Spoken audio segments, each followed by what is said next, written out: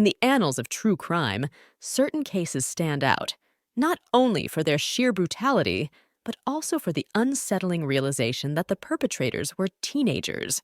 Welcome to another gripping episode where we delve into the dark depths of killer teens. Our focus today, the chilling saga of Nicole Kosinska's and Billy Sullivan, whose toxic infatuation spiraled into a tragedy that would haunt a quiet town forever. In the quiet town of Nashua, New Hampshire, a tragedy unfolded on August 6, 2003, that would shock the community to its core. This is the chilling story of Jean Domenico, a hardworking mother, and the dark forces that conspired against her. Jean Domenico, a 43-year-old mother of two teenagers, had built a life of resilience and love after a challenging divorce in 2000. Despite the hardships, she was known for her happy-go-lucky attitude and her unwavering dedication to her children. In 2001, Jean's life took a turn when she met Chris, who eventually became her fiancé. Together, they formed a new chapter in her life, a chapter that would be cut short by a devastating act of violence. On August 6, 2003, Chris made a frantic 911 call reporting that he had found Jean lying in a pool of blood in the kitchen. The crime scene that unfolded was gruesome. Blood spatters covered the kitchen, a broken steak knife lay in the sink, and Jean had been brutally stabbed and slashed about 50 times. The investigation initially centered around Chris, but soon, the focus shifted to those with a more sinister connection to Jean's life. Prior to the tragedy, Jeanne and her daughter Nicole Kosinska shared a close relationship. Nicole, a teenager at the time, had weathered the storm of her parents' divorce alongside her brother Charlie. However, everything changed when Nicole, struggling with her appearance and personal issues, found solace in an unexpected place: a chat room where she met Billy Sullivan in May 2002. Billy, a troubled young man with a history of psychological challenges, managed to stabilize himself when he adhered to his medications. He excelled in school, secured a job at a local fast food restaurant, and seemingly found stability. However, the shadows of his past lingered. Nicole and Billy's meeting in the chat room sparked an intense and toxic connection.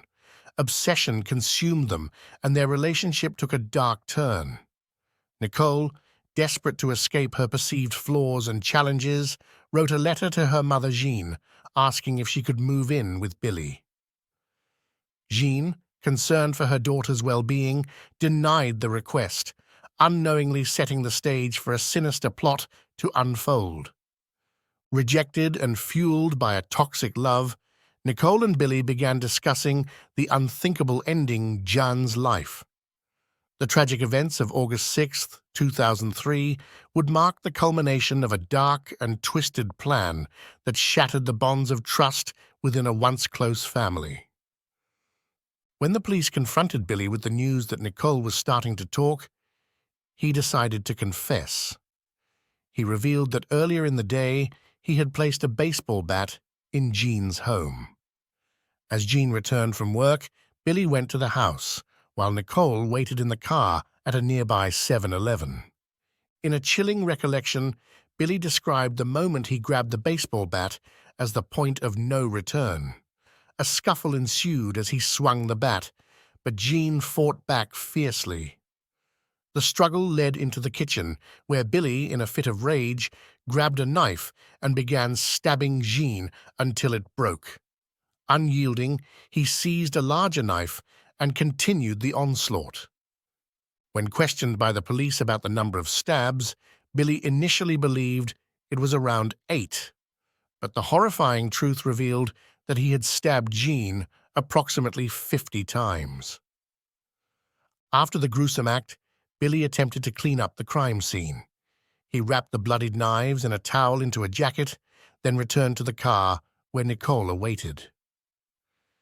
Desperate to cover their tracks, Billy pleaded with Nicole to go to her mum's home and retrieve a towel for him to clean up.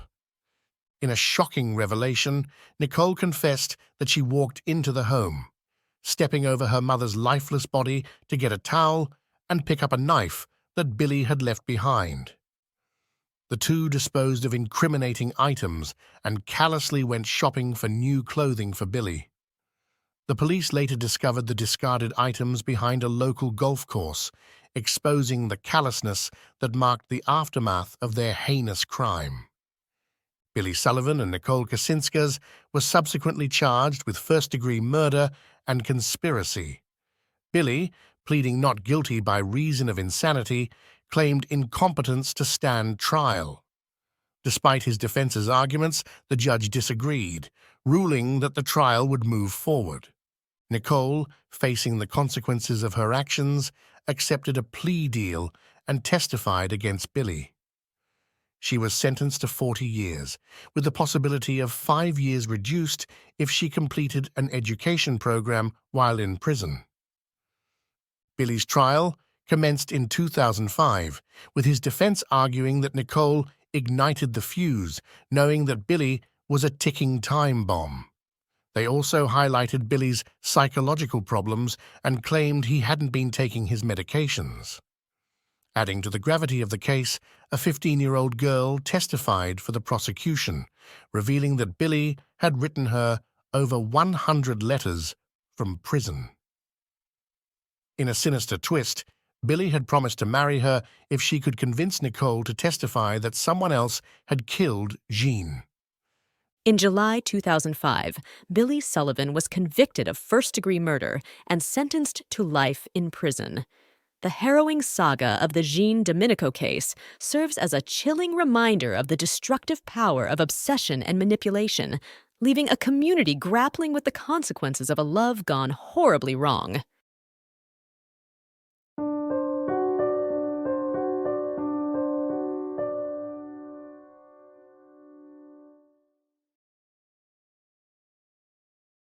Now let's turn our attention to another chilling tale involving a killer teen. Our focus shifts to the unsettling case of Daphne Abdella, whose actions earned her a notorious place in the annals of crime. Join us as we unravel the details of this shocking story. Daphne Abdella's life began with tragedy as her parents passed away shortly after her birth. Adopted by Angelo, a food company executive, and Catherine, a French-born model, she found herself amidst luxury in an apartment adjacent to Central Park in New York City. Despite the affluence surrounding her, Daphne's turbulent teenage years saw her grappling with rebellion, alcohol, and an insatiable need for attention. As a teenager, Daphne's life took a dark turn. Always seen with a bottle of liquor in hand, she became increasingly confrontational and spent most of her time in a drunken stupor. Despite her parents' efforts to provide everything she desired, a deep-seated hatred for them developed. At the age of 15, she entered a relationship with Christopher Vasquez, an altar boy known for his religious demeanor. However, their union led both down a destructive path of late-night escapades in Central Park. On May 22, 1997, Daphne openly declared her sinister intentions to friends, stating, "I'm going to kill someone tonight." That evening, in Central Park, they encountered 44-year-old Michael McMorrow, a regular park visitor. The unsuspecting man joined them near the lake, where Daphne and Christopher brutally attacked him, stabbing and slashing him around 30 times. In a twisted desire to revel in their crime, Daphne called the police to report the body in the lake. Police traced the call to her elegant apartment in the Majestic, where both teenagers were washing blood off themselves in the laundry room. Arrested and charged with second-degree murder and robbery, their heinous act shocked the community. During interrogations, Daphne and Christopher pointed fingers at each other. Daphne claimed Christopher killed out of jealousy, while she asserted her involvement during an LSD trip. Both were found guilty of manslaughter, with Daphne pleading guilty as part of a deal. Sentenced to 3.5 to 10 years, they faced public outrage for the perceived leniency of the verdict. In 2004, both Daphne and Christopher were paroled after serving their sentences. Daphne, expressing remorse, apologized for her actions, acknowledging her wrongs and the irreversible consequences. The case of Daphne Abdella remains a haunting reminder of how privilege and darkness can intertwine in the most unexpected ways. These chilling accounts compel us to acknowledge a harsh truth.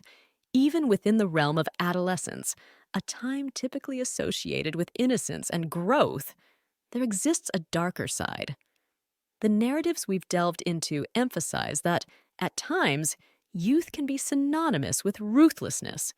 It prompts us to scrutinize the societal factors at play, fostering a dialogue about prevention, intervention, and the collective responsibility we bear in shaping the futures of our youth. As we conclude our exploration into these unsettling stories, let us remain vigilant and proactive in understanding and addressing the complexities of teen violence.